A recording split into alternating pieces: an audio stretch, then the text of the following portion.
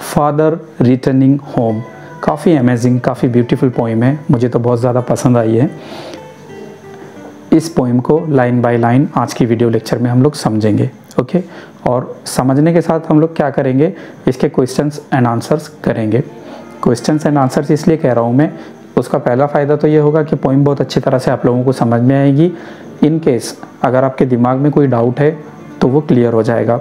और दूसरी बात ये कि फादर रिटर्निंग होम, ये पोइम अगर आप लोग किसी एग्ज़ाम्स की प्रिपरेशन के लिए पढ़ रहे हैं तो वो क्वेश्चंस और आंसर्स आप लोगों के यहाँ पर कवर हो जाएंगे, ओके।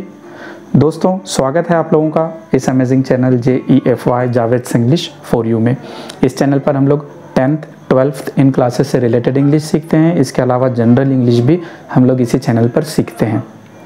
अगर मार्च अप्रैल 2023 या फरवरी मार्च 2023 के 12th एग्ज़ाम्स की आप लोग प्रिपरेशन कर रहे हैं तो इस चैनल पर आप लोगों को एक प्लेलिस्ट मिलेगी, HSC exams 2023 Maharashtra board.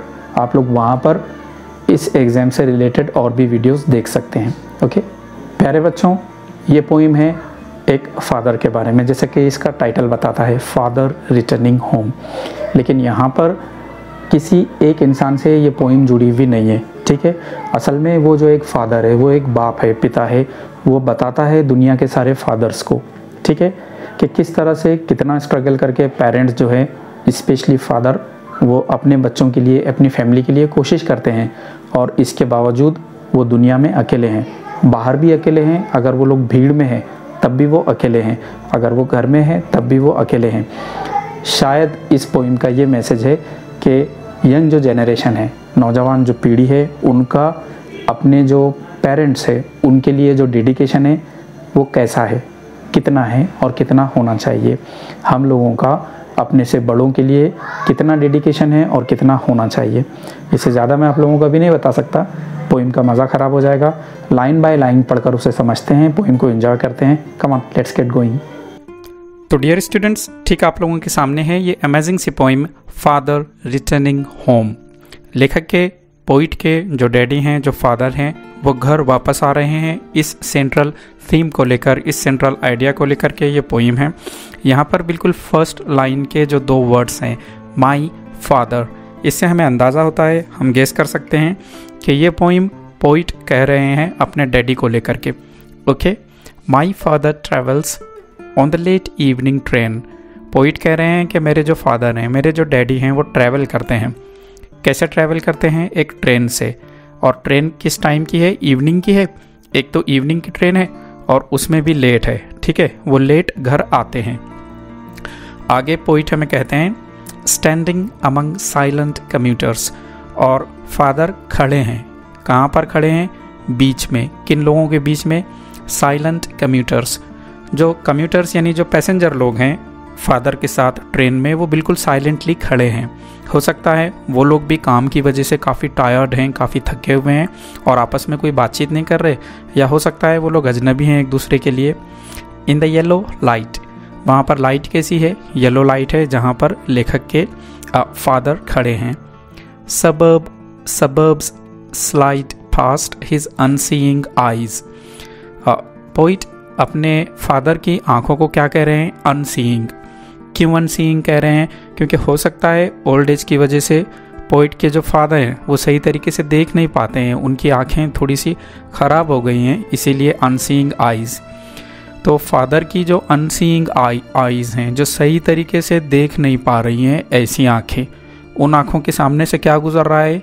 Suburbs. Suburbs यानी छोटे छोटे गाँव या छोटी छोटी कॉलोनीज़। स्लाइड पास्ट यानी उनकी नज़रों के सामने से गुजर रही हैं। एक्चुअली वो चीज़ें नहीं गुजर रही हैं, गांव या कॉलोनीज़। इनके फादर ट्रेन में आगे की तरफ जा रहे हैं। हमारे साथ नहीं होता है कि हम लोग किसी बस या ट्रेन में ट्रैवल कर रहे होते हैं तो हमें लगता है कि जो ट्रीज़ हैं, जो घर हैं, जो कॉलोनीज़ हैं, वो पीछे की तरफ जा रही हैं। एक्चुअल में क्या होता है, हम आगे की तरफ जा रहे होते हैं, बराबर है। तो यहाँ पर लेखक के जो फादर हैं उनकी डिम्ड आइज़, कमज़ोर आँखों के सामने से ये चीज़ें पीछे की तरफ जाती हुई दिख रही हैं। His shirt and pants are soggy, और फादर का जो शर्ट है, उनकी जो पैंट्स हैं वो सॉगी हैं। सॉगी यानी थोड़े से गीले हैं। एक तो दिन भर की मेहनत है, ट्रैवल करना है, ट्रेन्स है, इस भागदौड़ की वजह से फादर के जो कपड़े हैं वो कैसे हैं, थोड़े से सॉगी हैं। एंड हिज ब्लैक रेनकोट, और उनका जो रेनकोट है ब्लैक, स्टेन्ड विथ मड, उस पर धब्बे लगे हैं। किस चीज़ के धब्बे लगे हैं? मड के, MUD मड, मड यानी कीचड़। And his bag stuffed with books, और उनके पास एक बैग है फादर के पास जिसमें काफ़ी सारे किताबें ठोंस कर भरी हुई हैं, खूब सारी किताबें उसमें रखी हुई हैं। इज़ फॉलिंग अपार्ट, वो बैग भी क्या हो रहा है, टूट फूट रहा है। टू फॉल अपार्ट एक फ्रेज़ है, इसका मीनिंग होता है ज़्यादा यूज़ की वजह से, ओवर यूज़ की वजह से ख़राब हो जाना। ओके, ओवरऑल यहाँ पर प्यारे बच्चों हम लोगों को जो पिक्चर बताई जा रही है वो एक फादर की ये है कि वो खूब सारी स्ट्रगल करते हैं और पसीने में भीगे रहते हैं। उनके पास बहुत अच्छे कपड़े नहीं है, बहुत महंगे नहीं है, और जो उनकी चीज़ें हैं, रेनकोट हो गया या उनकी पैंट्स हो गई, शर्ट है या उनका जो बैग है, वो थोड़े पुराने हैं। ठीक है, यानी वो अपने आप पर सही तरीके से खर्च नहीं करते हैं। His eyes dimmed by age, father की जो आँखें हैं वो डिम हो गई हैं। डिम हो गई हैं यानी उतनी पावरफुल अब उनमें रोशनी नहीं है। क्या रीज़न है? बाई एज, उम्र, पूरी उम्र जा रही है उनकी स्ट्रगल में।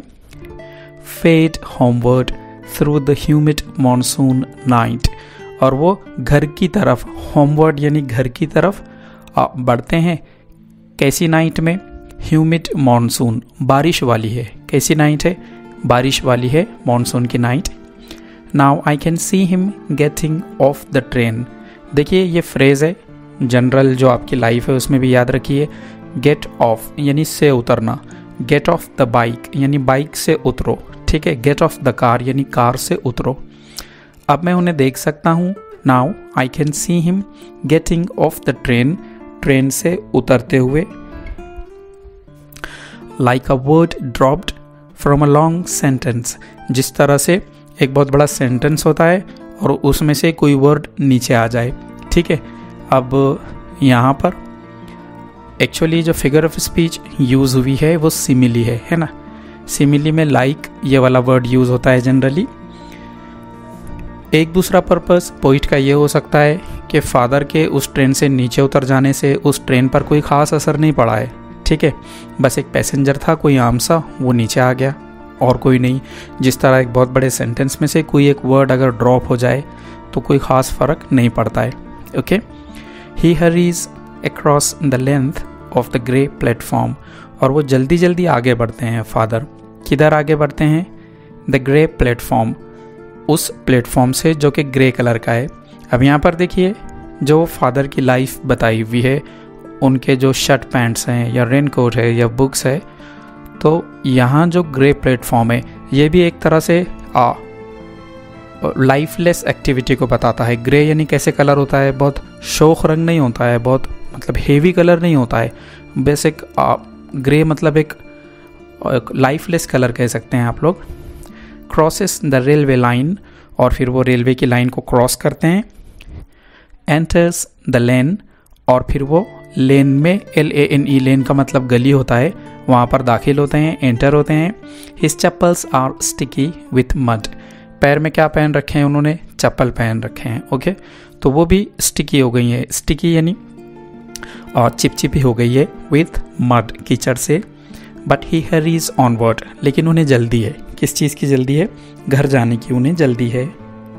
यहाँ पर ये वाला जो स्टेंजा है हमारा, उससे रिलेटेड कुछ हम लोग क्वेश्चंस एंड आंसर्स देखते हैं। क्या क्वेश्चंस एंड आंसर्स आ सकते हैं?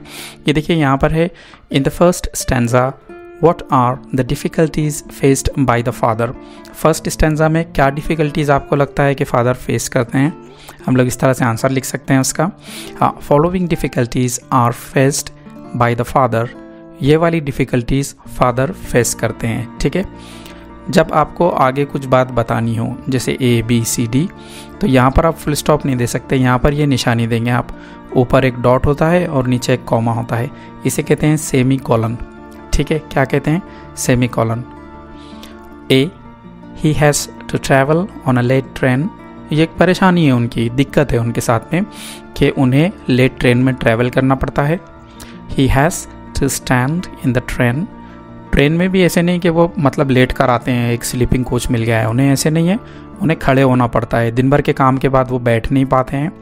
His shirt and pants are soggy, उनका जो शर्ट है, उनके जो पैंट्स हैं वो कैसे हैं, सॉगी हैं, गीले हैं। हिज आइज हैव डिम्ड, और तो और उनकी आंखें कैसी हो गई हैं, एज की वजह से डिम हो गई हैं, रोशनी थोड़ी कम हो गई है। ये सारी प्रॉब्लम्स हम लोग बता सकते हैं। जनरली ऐसा जो डिस्क्रिप्टिव क्वेश्चन होता है वो एचएससी या 12th इंग्लिश में 2 मार्क्स के लिए पूछा जाता है। आप लोग 1 वर्ड में उसका आंसर नहीं दे सकते, क्योंकि अगर आप लोगों ने 2 मार्क्स लेने हैं तो आपको एटलीस्ट 4-5 लाइन्स तो लिखनी पड़ेगी। ओके, आगे देखते हैं हम लोग। ये वाला देखिए, एक इम्पॉर्टेंट क्वेश्चन है, ये आ सकता है। What hard work does your father do for your family? आपके फादर आपकी फैमिली के लिए क्या हार्ड वर्क करते हैं? इस टाइप का जो क्वेश्चन एग्जाम्स में होगा उसे हम लोग कहते हैं PRT। PRT का मीनिंग होगा पर्सनल रिस्पॉन्स टाइप। इसका आंसर आपको बुक में या गाइड में नहीं मिलेगा। एग्जामिनर्स लोगों का पर्पस ये होता है कि वो आपकी ओपिनियन पूछ सकें, आप क्या सोचते हैं, आपकी क्या राय है। ठीक है, तो इसे अपने मन से बना करके लिखना है हमको। 2 मार्क्स के लिए ऐसे लगभग 4 क्वेश्चंस होंगे। 10th में भी रहते हैं, 12th में भी रहते हैं इंग्लिश के पेपर में। हम लोग क्या लिख सकते हैं, जो हमारे फादर हमारे लिए करते हैं वो सारी चीज़ें हम लोग यहाँ पर लिख सकते हैं, 4 से 5 लाइन में जो कुछ भी आ सके। यहाँ देखिए आपके सामने एक आंसर है, my father wakes up early morning, कि मेरे जो डैडी हैं वो तो सुबह बहुत जल्दी उठ जाते हैं। And he goes to his office, और वो उनके ऑफिस जाते हैं। He has to travel by train, उन्हें भी ट्रेन से ट्रैवल करनी होती है। And even walk on foot as well, और पैदल भी उन्हें काफ़ी चलना पड़ता है। Okay, he works till 5 PM, और लेट दोपहर में 5 बजे तक उन्हें काम करना होता है।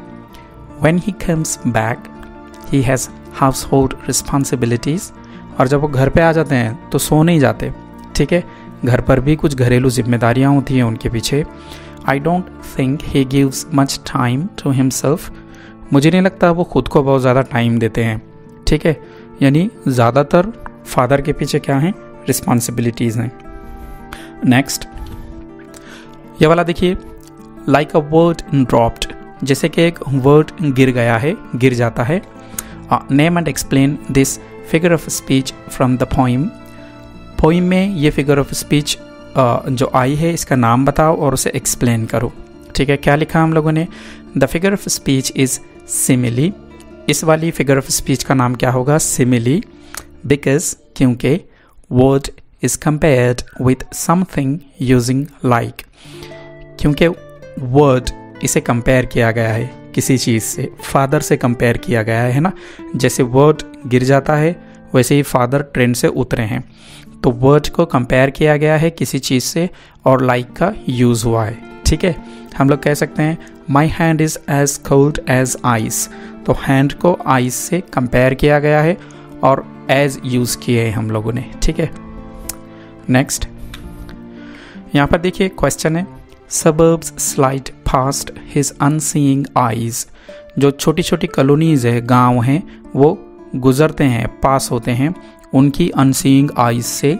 Name and explain this figure of speech from the poem. Poem में ये जो फिगर ऑफ स्पीच है इसे नाम दो और इसे एक्सप्लेन करो।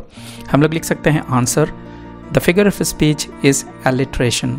ये वाली फिगर ऑफ स्पीच कौन सी है, एलिट्रेशन है। क्यों एलिट्रेशन है, the sound of S has been repeated pleasantly, क्योंकि इस वाली लाइन में स ये साउंड बार बार आया है। ये देखिए सबर्ब्स, यहीं पर 2 स साउंड है। Slide, past, his, unseeing and eyes, काफ़ी टाइम यहाँ पर स ये साउंड रिपीट हुई है, इसलिए हम लोग कह सकते हैं कि this figure of speech is alliteration. Okay, आगे क्वेश्चन है, write down 4 lines of your own on father. आपके मन से इंग्लिश में 4 लाइन्स लिखो आपके फादर पर। ठीक है, आप लोग कहेंगे कि सर जी ये क्या कर रहे हैं आप, ये तो हमें पोइट बना दे रहे हैं आप। ऐसे नहीं है, आपका जो एचएससी का एग्ज़ाम होने वाला है वहाँ पर अपने मन से आप लोगों को 2 या 4 इंग्लिश की लाइन्स लिखनी है। ठीक है, महाराष्ट्र बोर्ड खुद चाहते हैं कि आप थोड़े से पोइट बने, तो अभी से आदत डाल लो प्यारे बच्चों आप लोग कि थोड़ी सी इंग्लिश पोइट्री आपको आनी चाहिए। ये देखिए मैंने यहाँ पर एग्जाम्पल के लिए लिखा हूँ, father, dear father, how nice are you. ठीक है, working hard, hour by hour, इसे हावर नहीं पढ़ेंगे आप, ओके। कैसे पढ़ेंगे? Hour, working hard, hour by hour, day by day. आगे लिखा हम लोगों ने, I think people like you are few. अब यहाँ पर देखिए यू फ्यू, यू फ्यू, ये क्या किया हम लोगों ने? राइमिंग वर्ड्स लिए हैं फर्स्ट और थर्ड लाइन में। I love you, needless to say, ये कहने की ज़रूरत नहीं है कि मैं आपसे प्यार करता हूँ, और मुझे लगता है कि आप जैसे लोग इस दुनिया में काफ़ी कम हैं। आप हार्डवर्क करते हो हर घंटा हर दिन, और डैडी, प्यारे डैडी आप कितने अच्छे हो मेरे लिए, इस तरह का इसका जो इन 4 लाइंस का जो सेंट्रल आइडिया है वो है। यहाँ पर आप लोग देख सकते हैं डे एंड से, ये राइमिंग वर्ड्स हैं। तो एग्जाम्स में भी इसी तरह से आप लोगों ने लाइंस बना करके लिखना है। थोड़ा डिफ़िकल्ट है but if you try I think you can do it, okay. आगे देखते हैं हम लोग। ठीक है, पोइम का बाकी पार्ट, होम अगेन, अब वो घर आ गए हैं। ठीक है, पोइम स्टार्ट हुई तो फादर कहाँ पर थे? ट्रेन में। सीन कहाँ का था? ट्रेन का, किस तरह से वो ट्रैवल कर रहे हैं, ट्रेन लेट है और वो खड़े हैं, फिर वो आते हैं। ठीक है, अब वो घर आ गए हैं। I see him drinking weak tea, मैं उन्हें देखता हूँ पीते हुए चाय, लेकिन कैसी चाय? बहुत कड़क चाय पी रहे के वो? नहीं, वीक। अब वीक टी का यहाँ पर ये मतलब हो सकता है कि चाय ठंडी है, बहुत कड़क अदरक वाली अच्छी सी चाय बनाकर किसी ने उनको नहीं दिया है, पहली चीज़। Eating a stale chapati, stale यानी बासी, और घर आने पर उन्हें खाना क्या मिला है? एक बासी चपाती खा रहे हैं वो। ठीक है, ये देखिए चपाती अगर आप लोग देखते हैं थोड़ा सा इटैलिक में लिखा है, यानी ये वर्ड आगे की तरफ झुका हुआ है। ऐसे वर्ड्स जो इंग्लिश लैंग्वेज के नहीं हैं, इंग्लिश लैंग्वेज में थोड़ी देर के लिए गेस्ट बोल करके आते हैं, तो ऐसे वर्ड्स को थोड़ा इटैलिक में लिखा जाता है, याद रखेंगे। तो एक बासी चपाती, रीडिंग अ बुक, और वो एक किताब पढ़ते हैं। यहाँ पर ध्यान देने जैसी बात यह है कि वो किताब क्यों पढ़ रहे हैं? फादर को भी एक एग्ज़ाम देना है क्या आप जैसा, HSC इंग्लिश का? ऐसे नहीं है, लेकिन वहाँ पर उन्हें चाय गर्म करके देने के लिए कोई नहीं है, वहाँ पर उन्हें खाना परोसने के लिए सही तरीके से कोई नहीं है, और कंपनी देने के लिए आपका दिन कैसा रहा, आप कैसे हैं, ये पूछने के लिए कोई नहीं है, किसी के पास टाइम नहीं है। तो वो अपनी मतलब लॉनलीनेस को दूर करने के लिए एक बुक को पढ़ रहे हैं। ठीक है, रीडिंग अ बुक का ये मतलब नहीं है कि उनको उस बुक में ज़रूरत से ज़्यादा इंटरेस्ट है, वो अपनी he wants to fulfil his loneliness with something because he doesn't have someone. ठीक है, आगे देखते हैं हम लोग। He goes into the toilet to contemplate, और फिर वो कहाँ जाते हैं? ज़रूरत के लिए जाते हैं, टॉयलेट गए हैं वो, लेकिन वहाँ भी उनका दिमाग फ्री नहीं है, वो सोच रहे हैं। कंटेम्पलेट यानी सोचना। ठीक है, क्या सोचते हैं? मैंस इस्ट्रेंजमेंट, ये देखिए काफ़ी मुश्किल वर्ड है, इसे आपने स्ट्रेंज पे से याद रखना, STRANGE, स्ट्रेंज यानी अजनबी, है ना, स्ट्रेंज यानी अजनबी। इस्ट्रेंजमेंट के आदमी कितना अजनबी हो गया है, किससे अजनबी हो गया है वो, किससे दूर हो गया? From a man made world, हम लोग इस दुनिया में तो रह रहे हैं लेकिन हमारी अपनी बनाई हुई दुनिया से हम लोग दूर हो गए हैं। ठीक है, काफ़ी डीप चीज़ है ये। Coming out he trembles at the sink, और जब वो टॉयलेट से बाहर आते हैं तो उनकी एज इतनी हो गई है। दूसरी बात, वो थके हुए हैं दिन भर के, और घर पर भी चाय बनाना या फिर खाना देना, उन्हें कंपनी देना, ये चीज़ें कोई कर नहीं रहा है, कमज़ोरी है। ट्रेम्बल्स यानी कपकपाना, तो वो थोड़े कपकपा रहे हैं। एट द सिंक, जिस वॉश बेसिन पर हाथ वगैरह धोने के लिए वो झुके हैं, वहाँ पर थोड़े वो कपकपा रहे हैं। The cold water running over his brown hands, और ठंडा पानी बहता है, कहाँ बहता है? उनके ब्राउन हैंड्स पर, उनके हाथों पर। अ फ्यू ड्रॉपलेट्स, ड्रॉपलेट्स यानी पानी के छोटे छोटे ड्रॉप्स, क्लिंज चिपक जाते हैं छोटे छोटे drops, to the greying hair on his wrists, उनकी जो कलाई है, कलाई पर जो बाल हैं वो भी ग्रे हो रहे हैं, यानी फादर एजेड हो रहे हैं, वो कमज़ोर हो रहे हैं, वो बूढ़े हो रहे हैं। ठीक है, जितने अटेंशन की उनको ज़रूरत है, जितने लव की, केयर की, अफेक्शन की, उतना उन्हें मिल नहीं रहा है। हिज सलन चिल्ड्रन, सलन यानी बिगड़े हुए, सलन चिल्ड्रन उनके जो बिगड़े हुए बच्चे हैं, have often refused to share, उन्होंने शेयर करना बंद कर दिए हैं। बच्चे अब कोई चीज़ शेयर करते हैं क्या? नहीं। यहाँ पर बच्चे उनके साथ कोई चीज़ जनरली शेयर नहीं करते। एक चीज़ देखिए, यहाँ पर एक लाइन आई थी, man's estrangement from a man mad world. आप लोग कमेंट में बताइए ये वाली कौन सी फिगर ऑफ स्पीच है। एक हिंट के लिए मैं कहता हूँ, यहाँ पर म ये साउंड रिपीट हुआ है, फिर म, फिर यहाँ पर म, देख रहे हैं आप लोग। तो name and explain the figure of speech in this line. Okay, comment में मुझे याद से बताना है। आगे देखते हैं हम लोग। Jokes and secrets with him, तो बिगड़े हुए बच्चों ने अपने डैडी के साथ क्या शेयर करना बंद कर दिया? जोक्स। कभी कभार कोई जोक है या कभी कभार कोई सीक्रेट है कि आज हमारे साथ ऐसा हुआ वैसे हुआ, अब बच्चे उन्हें टाइम नहीं देते हैं। He will now go to sleep, और अब डैडी क्या करेंगे, फादर क्या करेंगे, सोने के लिए जाएंगे। Listening to the static on the radio, radio पर स्टैटिक को सुनते हुए। स्टैटिक कहते हैं आवाज़ों को, साउंड्स को। ओके, फिर ये चीज़ यहाँ पर यही बताती है कि कंपनी देने के लिए उनके पास कोई इंसान नहीं है, तो या तो रेडियो है या फिर बुक्स है, ठीक है, या फिर वो अकेले हैं। ड्रीमिंग, और फिर सपना भी कैसे देखेंगे वो? Of his ancestors and grand children, वो सपना देखेंगे अपने एंसेस्टर्स का। एंसेस्टर्स मतलब हमारे फादर्स के फादर्स के फादर्स के फादर। ओके, उनके बारे में वो सोचेंगे। थिंकिंग, सोचेंगे ऑफ नोमैड्स, नोमैड कहते हैं घूमने फिरने वाले लोगों को, ठीक है, उनके बारे में सोचेंगे फादर। एंटरिंग अ सब कॉन्टिनेंट, कि वो किस तरह से किसी सब कॉन्टिनेंट पर एंटर हुए थे। थ्रू अ नैरो पास, एक बहुत ही बारीक रास्ते में से, ठीक है, यानी कुछ तो भी वो सोचते सोचते बिस्तर में पड़े हैं। इस तरह से इस अमेजिंग पोएम का यहाँ पर एंड होता है, जिसके लिखने वाले लेखक हैं दिलीप चित्रे। क्लियर? आगे देखते हैं हम इस पोएम से रिलेटेड या इस पार्ट से रिलेटेड क्या क्वेश्चंस एंड आंसर्स हमें आ सकते हैं। ये देखिए, काफ़ी इंपॉर्टेंट क्वेश्चन है। The family doesn't understand the father much, ये परिवार, फादर का परिवार उन्हें ज़्यादा समझता नहीं है। एक्सप्लेन, किस बिना पर आप कह सकते हैं ऐसा? हम लोग लिख सकते हैं the father is not greeted when he reaches home, जब वो घर आते हैं तो कोई ने ये नहीं कहता कि welcome and how was your day, और आज आने में देरी हो गई आपको, आप कैसे हैं, ठीक है, ऐसे कोई नहीं कहता। There is no one to interact with him, उनसे बातचीत करने के लिए, कम्युनिकेशन करने के लिए वहाँ पर कोई अवेलेबल नहीं है।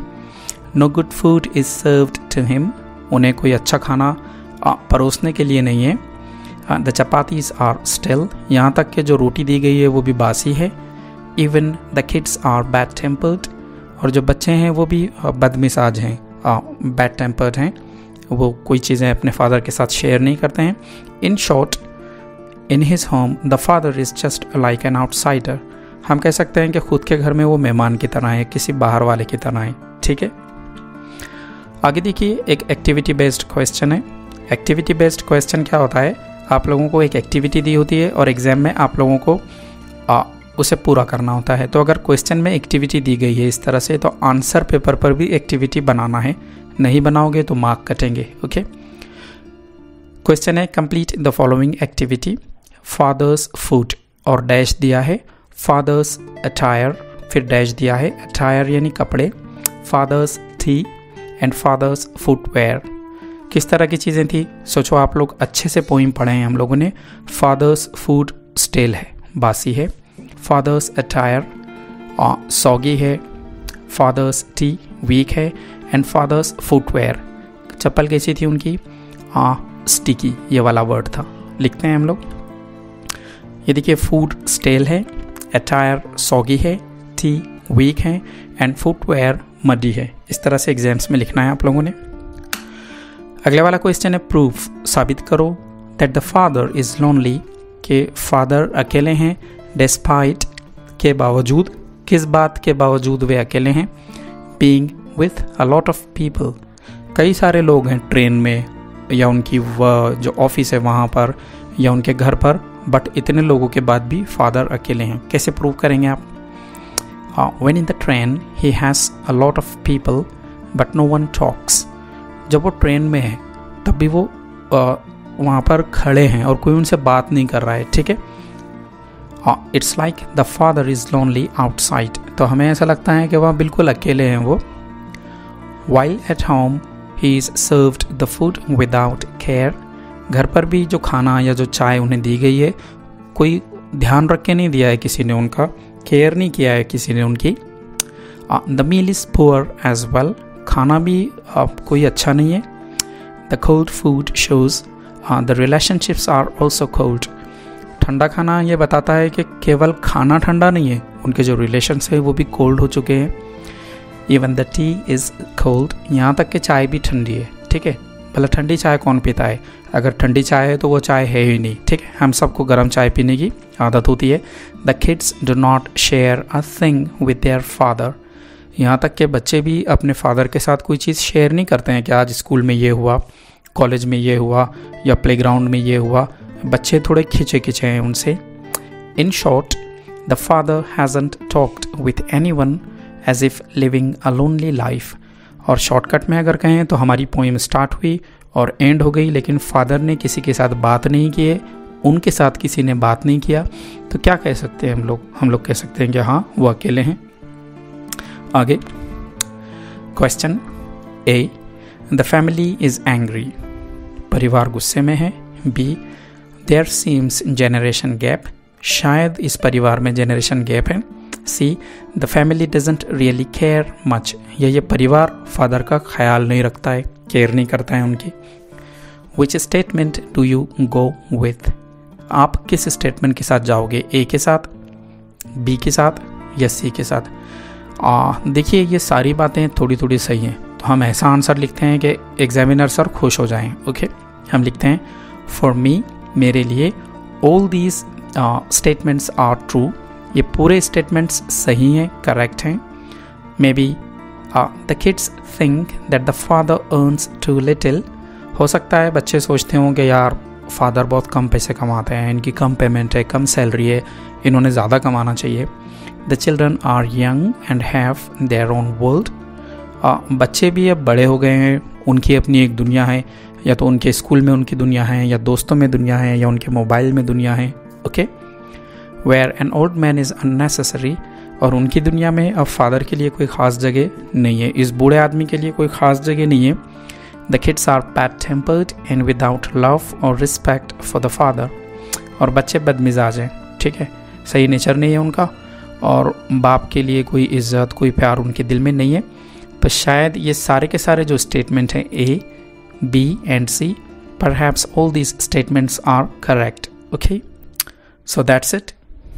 तो डियर स्टूडेंट्स, हम लोग पढ़ रहे थे father returning home, line by line हम लोगों ने पढ़ा और हम लोगों ने क्वेश्चंस एंड आंसर्स देखे इस अमेजिंग पोइम के। आई होप कि वीडियो को आप लोग पसंद करेंगे। लाइक, कमेंट और शेयर करें वीडियो को। 20, 25, 30 सेकंड जाएंगे आपके, इससे ज़्यादा टाइम बिल्कुल नहीं जाएगा। चैनल हमारा अगर उसे सब्सक्राइब आपने नहीं किया है तो please subscribe it, please do not forget to hit that bell icon. जल्दी ही मिलते हैं नेक्स्ट लेक्चर में। Until the next time, thank you for being with us here at JFE Javeds English for You.